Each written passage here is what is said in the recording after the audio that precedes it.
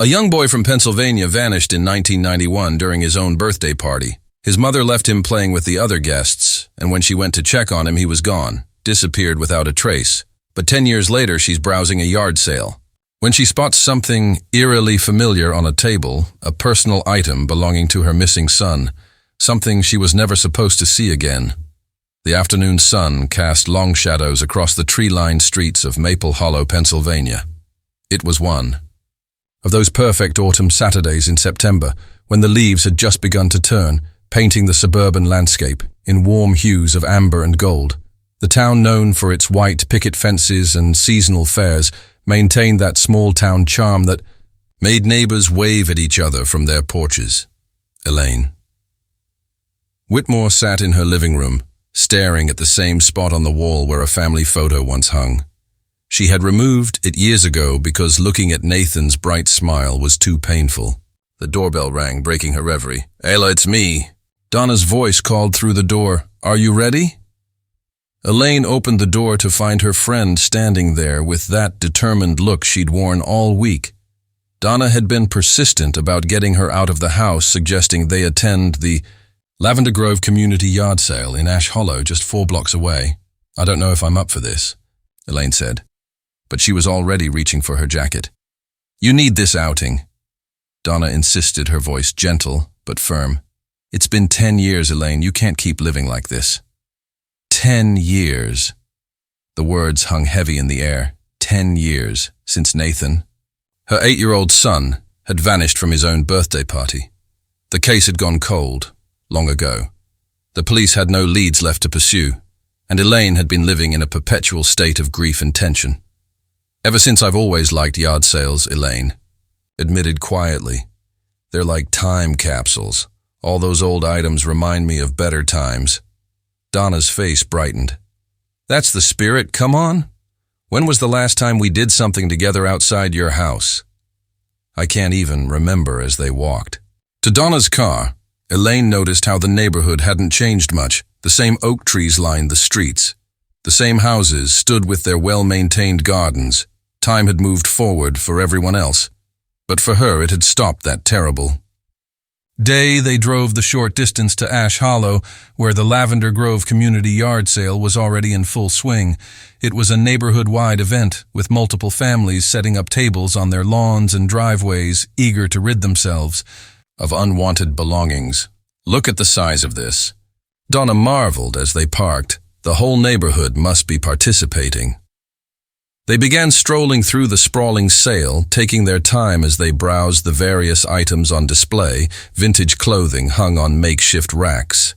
Old books were stacked in cardboard boxes, and kitchen gadgets from decades past gleamed in the afternoon light.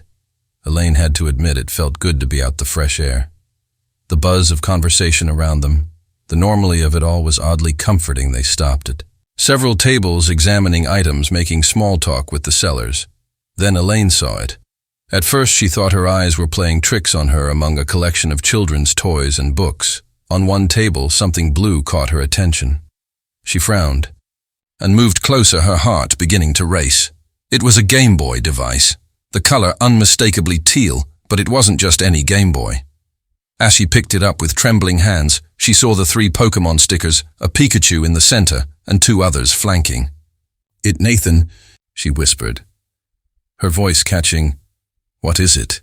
Donna asked, noticing her friend's sudden stillness. "This is Nathan's," Elaine said, her voice stronger now, but shaking with emotion. "This is my son's Game Boy. Look at the stickers, they're identical." He loved Pokemon so much the memories came flooding back. Nathan's school friend had given him the Game Boy for his 7th birthday, just a year before he disappeared.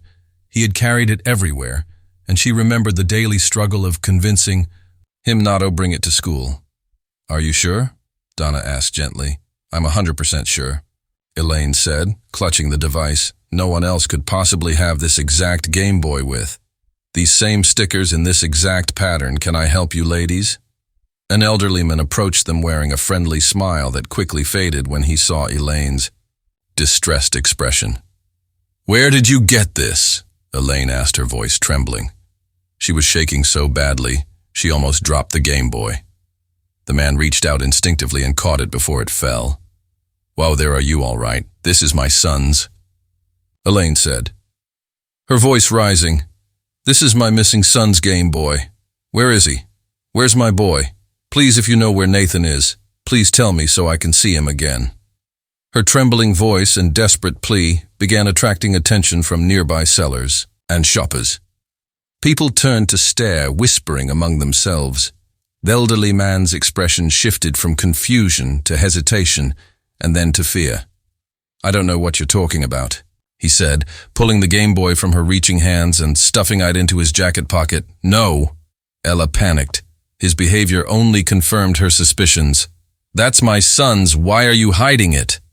"Ella, calm down."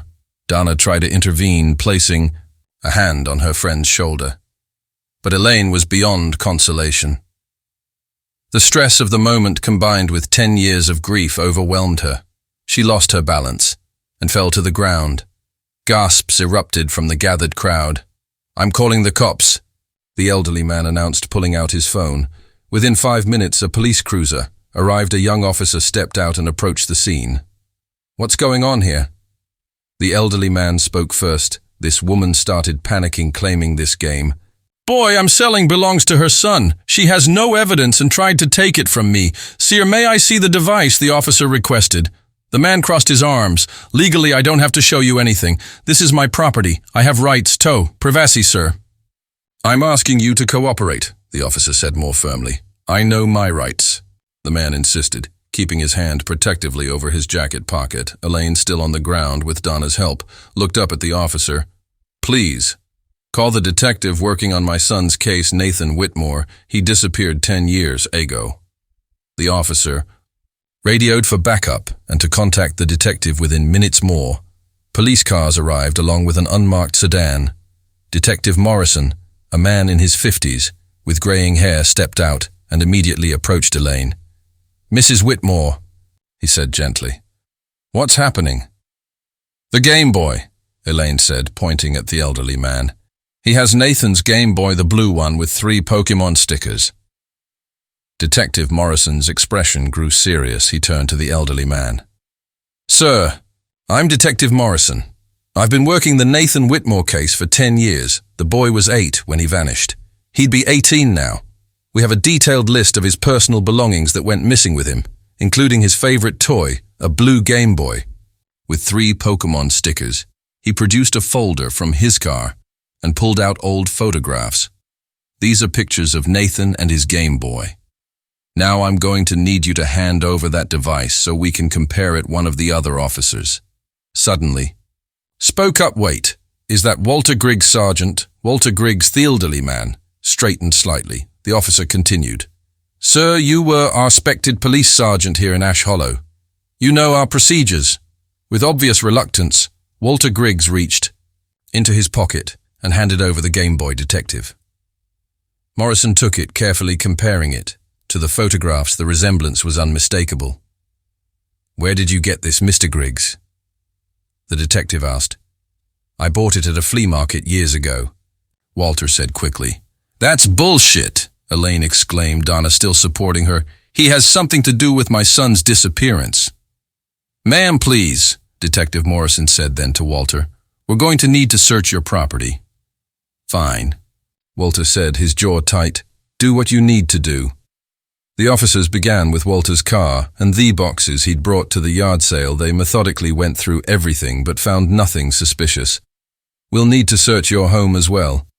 Detective Morrison said, "Will you cooperate?" Walter sighed. "Whatever. But I don't want that woman." He pointed at Elaine on my property. The group made their way to their vehicles. Detective Morrison helped Elaine and Donna into his car.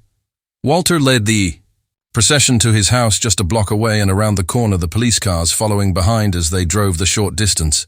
Elaine's heart pounding after 10 years of nothing. Could this finally be the break they needed? Or would it be another dead end in a case that had already broken her heart 1,000 times over the autumn sun, was beginning its descent as they pulled up to Walter Griggs' modest 2-story home, its white siding and black shutters giving nothing away about what secrets might lie within. "Wait here," Detective Morrison instructed Elaine and Donna. as the officers prepared to enter the house. Elaine and Donna remained in Detective Morrison's car outside. Through the windows, they could see officers moving methodically through the rooms, checking closets, examining corners, looking for any sign that might connect this place to Nathan's disappearance. "It's going to be okay," Donna whispered. Squeezing Elaine's hand, Elaine couldn't respond. Her eyes were fixed on the house, watching every movement, hoping against hope that they would find something, anything, that would lead her to Nathan. The minutes crawled by. 30 minutes. 45 an hour more or less. Finally, Detective Morrison emerged from the house and walked toward them, his expression unreadable. "We found nothing," he said gently as Elaine rolled down the window. "No evidence of a young boy having been here or currently living here. Zero evidence of any kind." Elaine's heart sank. She had been so sure, so certain that finding Nathan's Game Boy meant they were close to finding him. The detective produced a folder and showed her official documents. Walter Griggs was indeed a police sergeant, retired with full honors. Officer Chen, the one who had recognized Walter earlier, approached them. "Ma'am, if I may speak subjectively, Mr. Griggs was well respected in this small town throughout the 70s and 80s. I worked with him briefly before. He retired. I can't believe he would harm any child. But the Game Boy..." Elaine protested weakly. "Those stickers we can't prove. It's actually the same Game Boy that belonged to Nathan," Detective Morrison explained. "We couldn't find any DNA on it. Without concrete evidence, we can't investigate Mr. Griggs as a suspect." They walked back toward the house where Walter stood on his porch, arms crossed, looking every bit the wronged citizen. "Mr. Griggs," Detective Morrison said, "we'd like your permission to keep the Game Boy as potential evidence." Walter waved his hand dismissively. "Take it, I have no use for it." He looked directly at Elaine. "I was about to sell it anyway, would have sold it to you if you hadn't been so offensive and accused me of terrible things. That's my son's." Elaine said, her voice steadier, now calmer than before, but still carrying an edge of suspicion.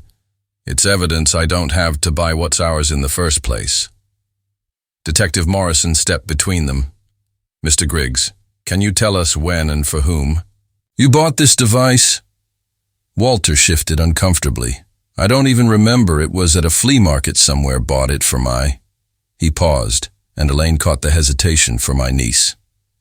Elaine's eyes widened. He had been about to say, "son," she was sure of it. She glanced at Detective Morrison and saw from his expression that he had noticed it too. That small acknowledgement helped her stay calm, rather than panic again. "Mrs. Whitmore," Detective Morrison said, "would you follow us to the station to submit your official statement?" Elaine nodded and turned to Donna. "I'll go with the officers alone."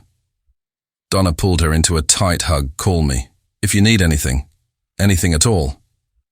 Elaine climbed into the police car, leaving Donna standing on the sidewalk. As they drove away, she saw Walter Griggs in the side mirror, still standing on his porch, talking with the other officers. The nearby police station was a modest brick building that had served the community for decades. Elaine had been here too many times over the years, first during the initial investigation, then for updates that gradually became less frequent until they stopped. Altogether inside, she was led to a small interview room where she gave her statement about the day's events. The officer, taking her statement, typed everything carefully, occasionally asking for clarification when they finished. She signed several documents, her hand cramping from the repetitive motion. "I want to see the Game Boy again," she said suddenly. The officer looked uncertain, but made a call a few minutes. Later, a forensic technician appeared with the device in an evidence bag. "Let's check it together," the technician said kindly. She was a young woman with gentle eyes who seemed to understand Elaine's need to see it work. They went to a lab room where the technician carefully removed the Game Boy and inserted 2 AA batteries. The familiar startup sound filled the room as the screen came to life. "It still works well," the technician observed. "There's a game cartridge in it." Elaine leaned in, eyes narrowing, as the technician carefully removed the cartridge and read the faded label. "That's Nathan's," she said, her voice trembling slightly. "It's his favorite game. He took it everywhere." She looked around at the others, urgency rising in her tone. "Surely they can trace something from this, can't they?" Detective Morrison had joined them. "Mrs. Whitmore, This device could have landed in Mr. Griggs' hands in so many ways. Maybe Nathan left it somewhere and someone found it, then sold it at that flea market. These things are very durable. It's been 10 years, Elaine said, her voice breaking. 10 years. And we haven't had a single real lead. The case went cold. But today, surely. This means something. There must be something you can do. The forensic technician placed a comforting hand on Elaine's shoulder. We'll try to search for fingerprints, timestamp, and DNA. But I have to be honest, the chances are very slim. This device has clearly been handled by multiple people over the years. You shouldn't expect much. Elaine nodded, understanding but not accepting. She watched as they carefully repackaged the Game Boy, treating it with the reverence it deserved as possibly the only link to her missing son. You should go home and rest, Detective Morrison said when they finished. This has been an emotionally exhausting day. We can have an officer escort you. Elaine considered the offer. She was tired, more tired than she'd been in years. The hope and disappointment of the day had drained her completely. Yes, she said quietly. Thank you. As she sat in the back of the police car heading home, Elaine couldn't shake the feeling that Walter Griggs knew more than he was saying. The hesitation, when he almost said son instead of niece, played over and over. In her mind and the Game Boy. How could it be anything other than Nathan's? The officer escorting her was kind, making small talk, trying to distract her from her thoughts. But Elaine barely heard him. Her mind was still at that yard sale, still holding that Game Boy, still seeing those 3 Pokemon stickers that she remembered Nathan placing so carefully, his little tongue poking out in concentration. Here we are, ma'am, the officer said, pulling up to her house. Elaine stepped out of the police car and thanked the officer again before heading inside her home at Maple Hollow. The moment the door closed behind her, exhaustion hit her like a physical force. Her legs felt weak, and she had to lean against the wall for support. She made her way to the kitchen, her movements automatic as she filled the kettle and set it on the stove while waiting for the water to boil. She slumped into a chair and put her head in. Her hands, what was supposed to be a calm day out with Donna, had turned into a complete disaster. The more she thought about it, the more guilt crept in. Had she reacted too excessively, made an unnecessary scene, she pictured all those people at the yard sale staring at her as she fell to the ground, watching as she accused an elderly retired police officer of terrible things. The kettle whistled, and she poured the hot water over a tea bag, watching the color seep out and darken the water. She took a sip, barely tasting it, her mind racing, unable to sit still with her thoughts. She picked up the phone and dialed Donna's number. Ela. Donna answered on the second ring. Are you okay? How did it go at the station? Are you still at that yard sale? Elaine asked, ignoring the question. Yes, but I'm leaving soon. Why I want to go back there again to meet with that man, Walter Griggs. Please, Elaine, don't do this to yourself, Donna said, concern evident in her voice. Not like that, Elaine said, quickly. I feel guilty. I want to apologize to him for making him look bad in front of the neighbors. I shouldn't have made such a scene there. Was a pause on the other end. Are you sure that's a good idea? Please, Donna. I need to do this all right. Donna sighed. I'll pick you up, true to her word. Donna arrived at Elaine's home in the next 10 minutes. Elaine climbed into the car, grateful for her friend's unwavering support. They drove back to Lavender Grove, the afternoon sun now positioned differently in the sky. Elaine checked her watch. It was around 3:00 p.m. The yard sale would be winding down by now. As Donna parked the car, they could see that many of the sellers were indeed packing up. They walked toward where the yard sale was taking place, and Elaine spotted Walter Griggs at his car loading boxes into the trunk. His movements were sharp, aggressive, and even from a distance she could see he looked pissed and annoyed. Are you sure you want to do this? Donna asked one more time. Yes, Elaine said firmly.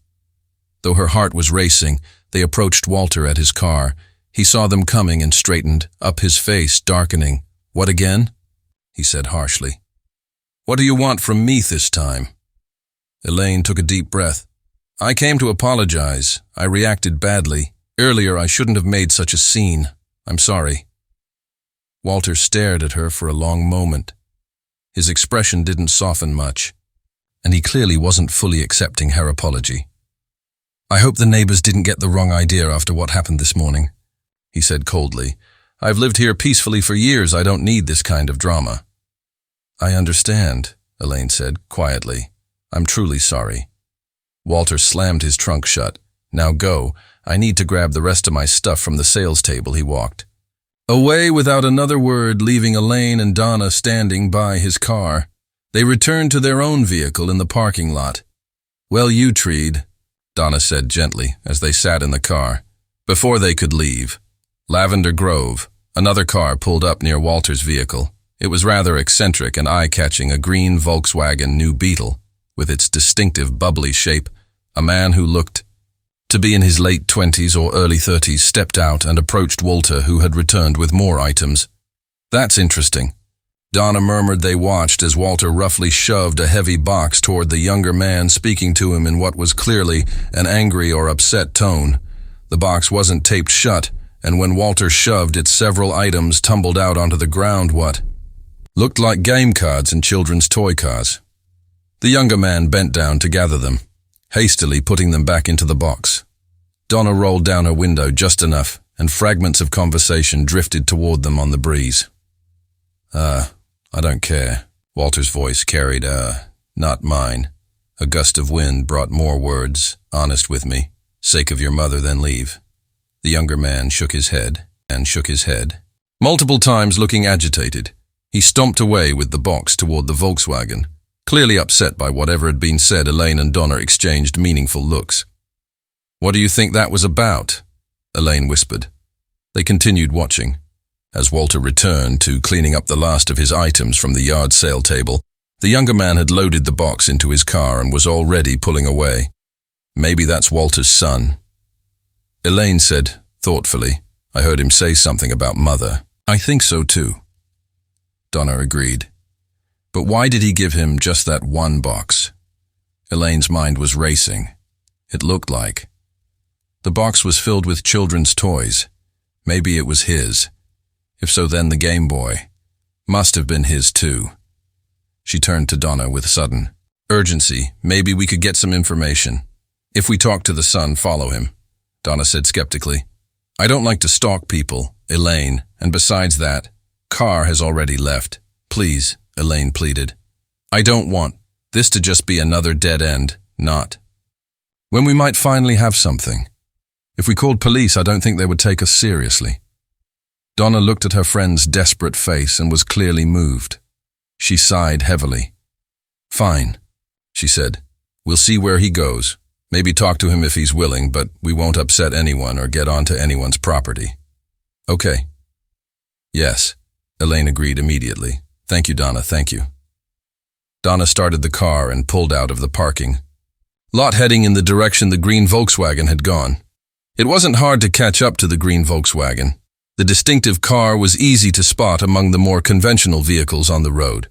Donna followed it, carefully maintaining a normal driving distance so as not to appear suspicious there. Elaine pointed as the Volkswagen's turn signal began blinking. "He's turning." They watched as the car pulled into a parking lot and stopped outside what looked like a spooky-themed novelty store.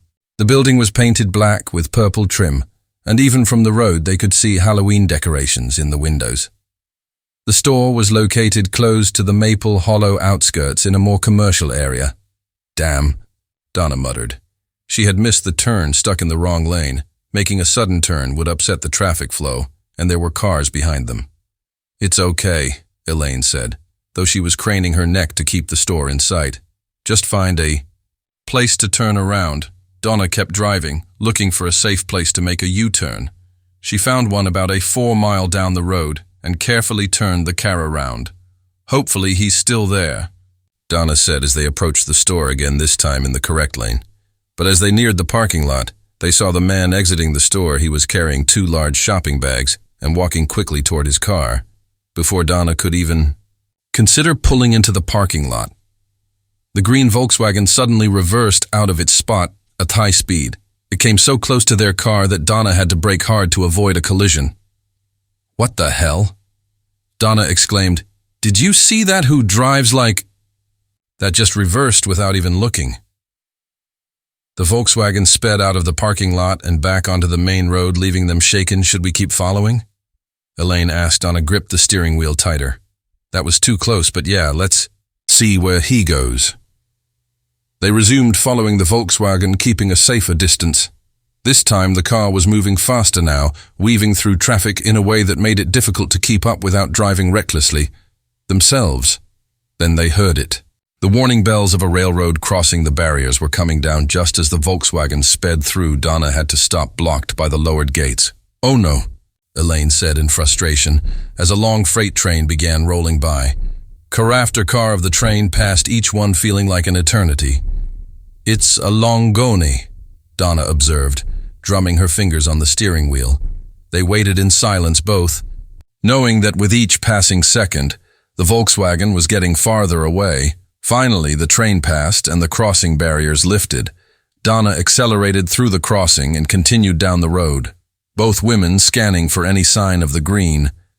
They reached an intersection where the road split in 3 directions. There was no sign of the Volkswagen. "Which way?" Donna asked. "I don't know," Elaine admitted. "We've lost him." Donna pulled over to the side of the road. "I'm sorry."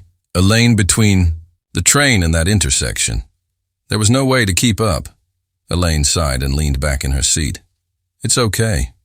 We followed him. Far enough. Maybe it's nothing. It's silly that we followed him all the way out here, actually. We should have just told the police." She looked out the window at the sky. "It's sunset soon. We should head back." Donna nodded as she turned the car around. "We'll tell the police about them and look to me like Walter's son. They can ask the man about it." They drove back. The way they came passing the novelty store again, Elaine found herself staring at it as they went by. "Maybe we should check that store," she said suddenly. "Why would we?" Donna asked. "What could be so important in there for us to know?" Anyway, but then Donna noticed the big sale banner hanging outside the store. Her expression softened. "Actually," she said thoughtfully, "maybe we should... I stopped by since we're here.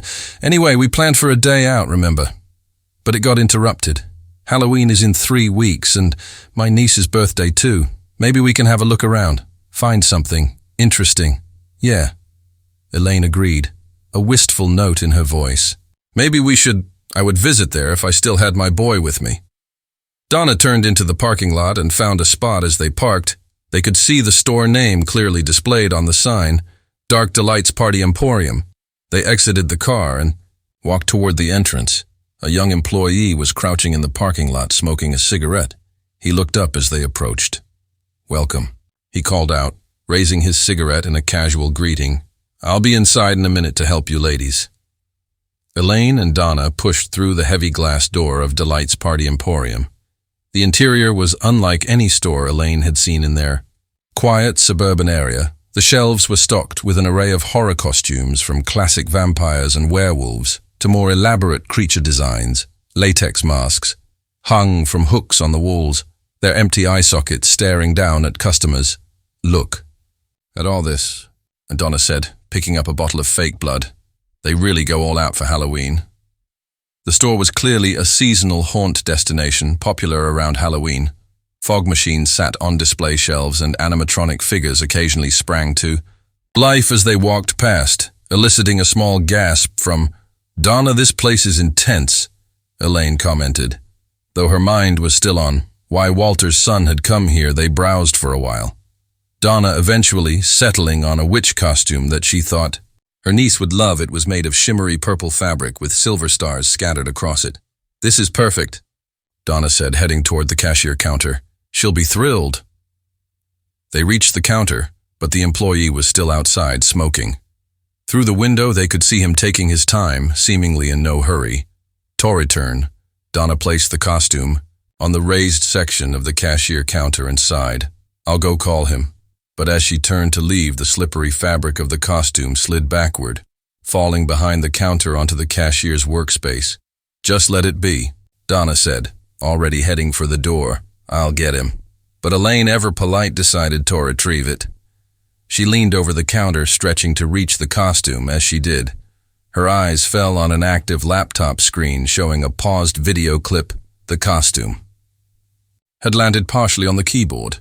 As Elaine reached for it, Her hand accidentally pressed one of the keys. The video began to play. The clip was grainy, clearly recorded with low-quality webcam. It showed a dark outdoor setting that looked like woods at night. The camera was shaky, moving through the trees. Then abruptly, a face appeared close to the camera. "What do you think?" the man in the video asked, before the clip ended. Suddenly, Elaine frowned, despite the poor quality. She was certain. The man in the video was the same person they'd seen at the Lavender Grove parking lot, the one she believed was Walter's son. The store's front door opened with a chime. Donna walked back in with the store clerk trailing behind. Neither looked happy. Donna had clearly annoyed him by interrupting his smoke break. "What were you doing?" the clerk asked Elaine in an anxious voice when he saw her behind the counter. "Oh, I'm not snooping," Elaine said quickly, straightening up. "I was just trying to get the costume that slipped onto your desk. I was just trying to get it back." The clerk rushed to his laptop. His face flushing, Elaine continued, "Sorry, but who was the man that came here? Earlier?" "Which one?" the clerk asked, though his hands were already moving toward the laptop. "You know, the one before us."